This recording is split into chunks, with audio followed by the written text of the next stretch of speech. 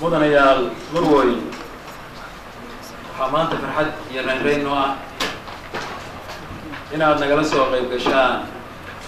munaasabadatan lagu daahfurayo sanduuqa horumarinta gobolka Mudug. waxaan isku dayayaa inaan aragti kooban idinka siiyo sanduuqa kan sida horay loo sheegayba aragtidii ka dambeysay ama hal-abuurkii ka dambeeyey sanduuqan waxaa lahaa madaxweynaha dowladda Puntland waxaana sidoo kale isku dubariday oo ka shaqeeyey hawshan iyada guddigii madaxweynuhu uu xil saaray arrimaha dhaqaalaha iyo arrimaha bulshada. guddigaas oo saad la socotiin baa intii muddo ah ka shaqeynayay howlo kala gedisan oo ku aadan kor u qaadidda dhaqaalaha gobolka iyo tala soo jeedin badan oo ku saabsan sidii loo derdergelin lahaa guud ahaanba ama dowladda ay u howlgeli lahayd gobolka kan Mudug. hindisaha madaxweynaha ayaa lahaa saan sheegayba aragtida ka dambaysaana waxa weeye in gobolka Mudug uu noqdo mid ka mid ah gobollada ugu horumarsan gobollada Soomaaliya. sidaa weeye aragtida guud ama visionka guud ee ka dambeeya abuuridda sanduuqa kan. haddaan wax ka idhaahdo ujeedooyinka gaarka ah ee aan doonayno in sanduuqa kani ama loo sameeyey sanduuqa kan waxa weeye kow inuu door lixaadna uu ka qaato sanduuqa horumarka gobolka gaar ahaan sugidda amniga, kobcinta arrimaha bulshada iyo dib u dhiska kaabayaasha dhaqaalaha. sanduuqa ujeedadiisu waxaa kaloo ay tahay in bulshada Puntland guud ahaan iyo gaar ahaan bulshada reer Mudug uu ku hago aragtida iskaa wax u qabso ama aan idhaahdo aragtida isku tashi oo Puntland ay go'aansatay inay ku shaqayso.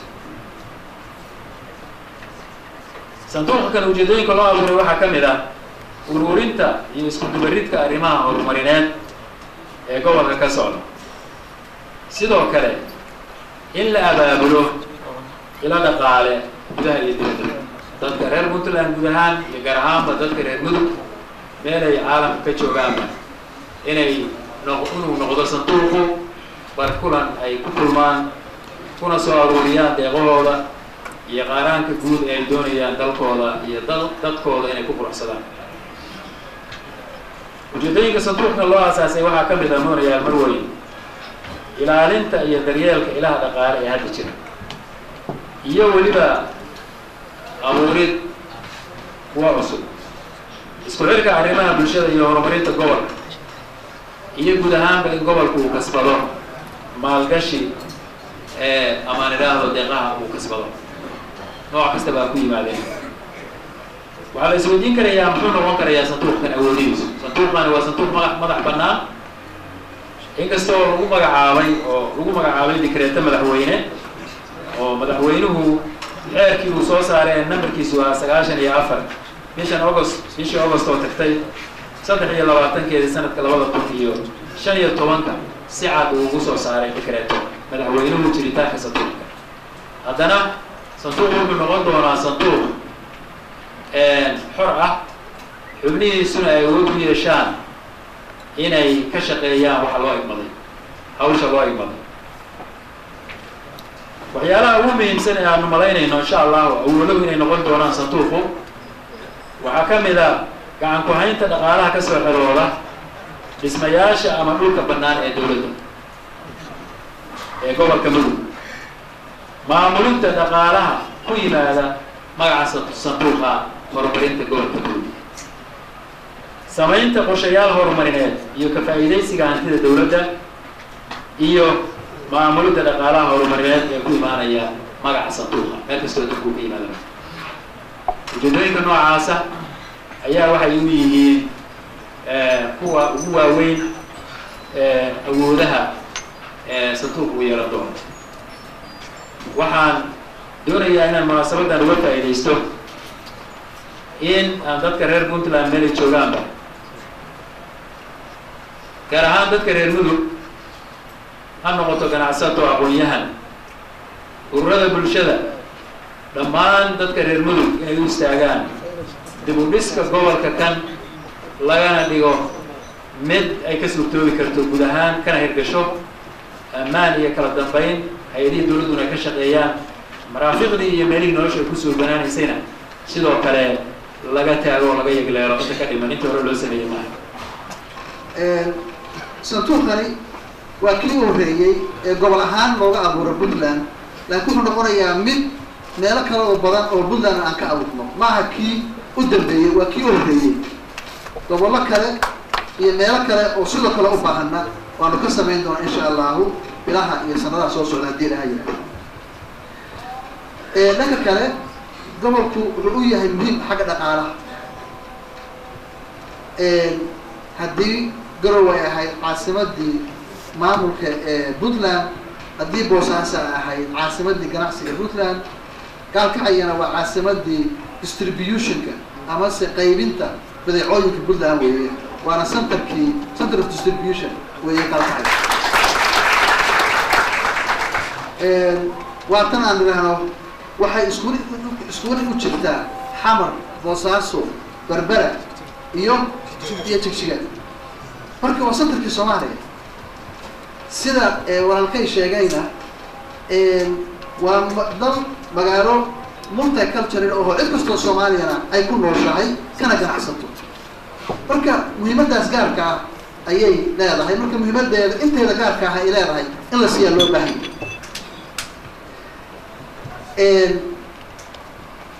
dadku intaan joogay waxay iga cabanayeen in maamuladii iska kala dambeeyey aysan cagtooda ku badnayn magaalada iyo gobolka. waana qiyaasi karaa in lafteedu waa markii labaadaan imaado hal sano iyo bishii Abril sanadka la soo dhaafay baa igu dambeysay markii labaad imaado weeye. isa qiyaasi karaa marka inaan cagtu ku badnayn gobolka, dadkuna markaasi ay u ekaayeen dad xoogaa ilgodayo oo moodo inay leeyihiin dowladeeda waa ka quusaneeyo. marka dowladdu mararka qaarkood mudug waa ka soo daahaysaa laakiin waa imaanaysa insha Allah diirahay. arrintani marka saan sheegay waa arrin bilow ah oo santuuqii u horreeyey gobol Puntland laga suubiyo ayuu noqonayaa, laakiin ma ahaanayo saan sheegay kii u dambeeyey. waana ku soo celcelinaynaayo meelo kale oo laga abuuri doona. waxaan rabaa marka in arrintan runtii muhiimadda ay leedahay la siiyo maadaama uu tijaabo inoo yahay. waxaan rabnaa in uusan naga bashiishan oo uusan naga fiilgaroobin. haddii kan aan ku guulaysano waxaa abuurmaysa marka isku dayasho inay timaado meelo badan oo kale Puntlandna aanu ka samayno. maxaa marka faa'iidada waxa soo baxaya dib dhaqaale la aruuriyo yay faa'iido u tahay? ma Gaalkacyo magaalada u tahay, ma gobolka Mudug bay u tahay, ma Puntland bay u tahay, ma Soomaaliya u tahay? intaba waa u tahay. mashruucii laga fuliyo santuuqaas hadduu noqdo isbitaal, hadduu noqdo waddo, hadduu noqdo airport laga diyaaradeed, wax kasta oo mashruucaasi lagu qabtaahi waxay u faa'iideynaysaa Soomaaliya meel walba ay joogto. waxaa example kugu filan isbitaalka magaaladan ku yaalla Dhagax Cadde. Dhagax Cadde ma wuxuu daaweeyay ragacyood kaliya? magaalada kaliya daaweeya ama isbitaalka guud ee Gaalkacyo General Hospitalku magaalada kaliya daaweeya. ilaa LFD baa looga yimaado, Ethiopia looga yimaado. maanta dawladda isbitaalka aan tegay boqolay isbitaalka guud ee Gaalkacyo waxaa joogtay gabar wiil yar madaxa barar biyo ka galeen oo burco ka timi. marka waa inaan u fahamnaa in mashruucu dabcan waa horumarinta gobolka Mudug, laakiin faa'iidada iyo waxa ka soo baxayahay inay tahay wax u dhaxeeya Soomaaliya oo dhan inaan fahamnaa marka. saas daraadeed oran mayo reer Mudug kaliya istaago oo idinku barnaamijkaas u quba oo ku darsada. waxaan leeyahay المدن وهو رأيه أنا أقول بتين أنت بحين لكن إنه مشروع عن مشروع سوماليات وياه عند كستو بدنا عند كستو سومالياتنا ويأفرنتها وأنا كسر دويننا وأنا كبير رجالي وأنا كبير رجالي أنا كذا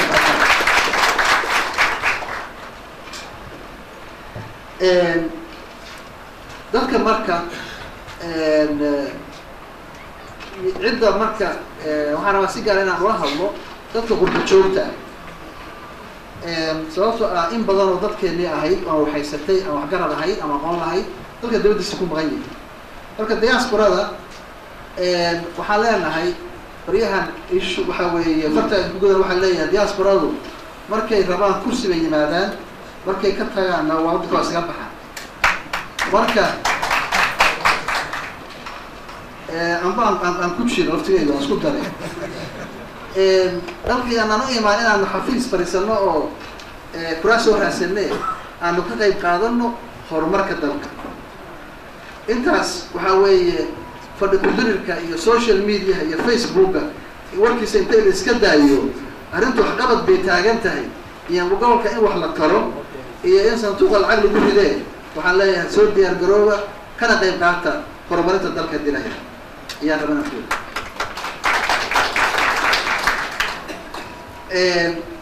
guddiga marka waxaan rabaa si gaar ah oo dardaarmo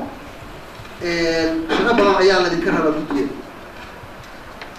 sida la sheegay waxaa la idinku soo doortay aqoon ammaano garasho iyo waxqabad hore oo la idinku tuhmayo inaad isbedel ka suubi kartaan arrintan iyada ah marka waxaan rajaynayaa in aad sida la idiin doortay aad u dadaashaan uga soo dhalaashaan shaqadaas runtii noobelka oo la idiin dhiibay waa shaqo u baahan 24 saac iyo 7 beri usbuuca inta 24/7 la rabo in aad shaqaysaan shaqadiinna waxay bilaabanaysaa hadda oo la joogo iyo marka halkaan laga baxo shaqadiinna waa idiin bilaabatay guddiyo sidaan wala socotaan baan idinka rabaa waxaan rabaa sidoo kale aan idiin sheego guddiga wixii aan hore u samayn jirnay wax ka duwan inaan samaynaan la ka rabo oo maxay tahay waxa weeye santuuqu inuu horu maro oo lacag lagu shubaahi waxay ku xiran tahay trust ammaano in la aamino in santuuqi shaqaynayo waxaan rabaa marka guddiga inaan ku booriyo in bil walba aad report suubisaan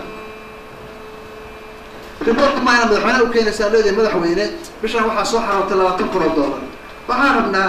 bil walbaaba dadka Puntland iyo dadkii wax ku darsaday santuuqan in aad u report garaysaan oo idaacadaha tagtaan oo tirahdaan bishaan intaasoo lacagaana soo gashay waxayna ka kala yimaadeen halkaas iyo halkaas iyo halkaas iyo halkaas iyo qofkaas iyo qofkaas si waxa ay transparent u ahaadaan dadkuna sababtoo ah waxaan aaminsanahay haddii mashruucana fashilmo kuwa kale noo shaqayn mayaan kasaan ugu guulaysano kalsoonida dadkeena waa inaan soo celinaa oo dadku ku kalsoonaadaan waxa ay bixinayaan inay yihiin meesha rabin inay tegayaan wixii la rabay ee ugu talagaleena in lagu qabanayo taas waxaan uga baahantahay marka in dadka la dhiirigeliyo oo loo report gareeyo marka inaanu si publica dadka ugu sheegno waxa aanu helay iyo waxa aan ku qabanayno iyo haddii waxa la qabtay wixii lagu qabtay inta loo sheegaa loo baahan